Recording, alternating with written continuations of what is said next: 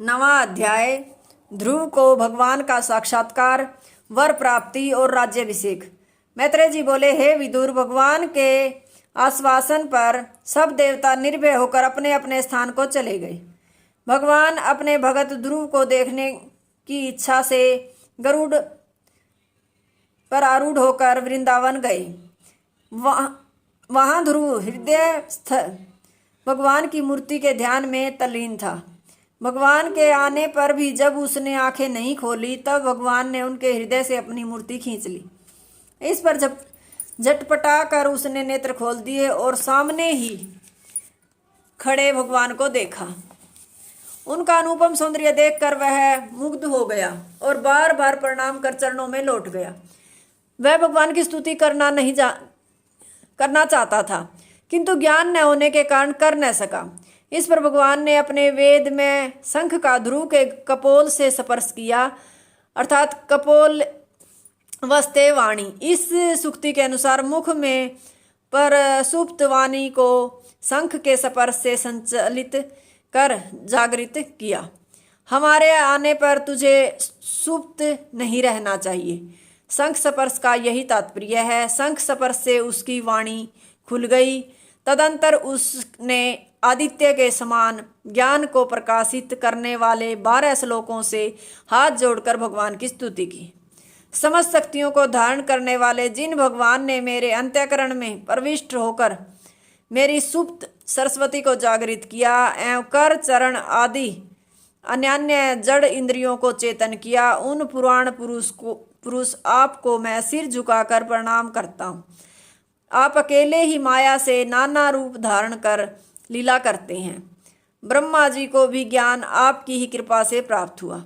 जो मनुष्य विषयों के लिए आपकी आराधना करते हैं वे बुद्धिहीन हैं, उनको सच्चा सुख प्राप्त नहीं होता। हे नाथ, आपके चरण कमल के ध्यान से अथवा आपके भक्तों की सुमधुर कथा के श्रवण से जो अनुपम सुख होता है, वह ब्रह्मानंद में कहाँ।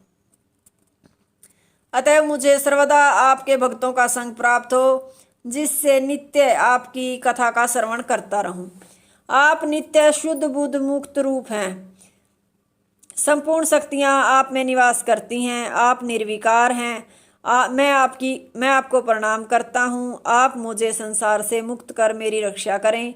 मैं आपकी शरण में हूँ। इस प्रकार ध्रुव की स्तुति सुनकर भगवान ने कहा, हे वत्स, मैं तेरा अभिप्राय जानता हूँ। मैं तुझे वह दुर्लभ पद दे रहा हूँ जिसकी प्रदक्षिणा ग्रह, नक्षत्र, तारा और सप्तऋषि करते हैं एवं जो किसी से अधिष्ठित नहीं है। अभी तो तुम अपने घर जाओ। तुम्हें राज्य प्रदान कर पिताजी के वन चले जाने पर 36,000 वर्षों तक राज्य का पालन और यज्ञों द्वारा हमारा पूजन करोगे। 1000 वर्षों तक राज्य का पालन, अंत में तुम्हें हमारा धाम प्राप्त होगा। यह कहकर भगवान अंतर्ध्यान हो गए। मैत्रेय जी बोले, हे विदुर, भगवान के चले जाने पर ध्रुव को बड़ा पश्चाताप हुआ।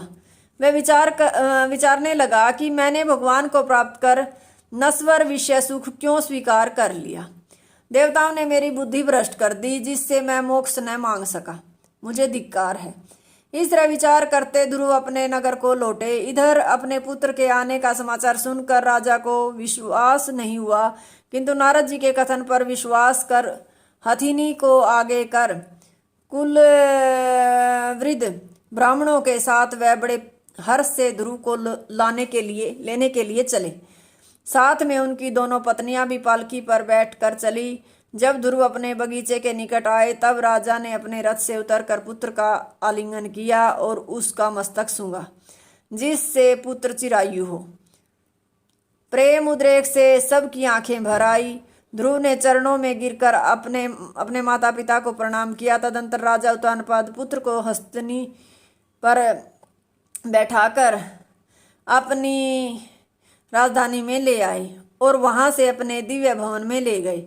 राजा को अपने पुत्र का असाधारण प्रभाव देखकर अत्यंत हर्ष हुआ।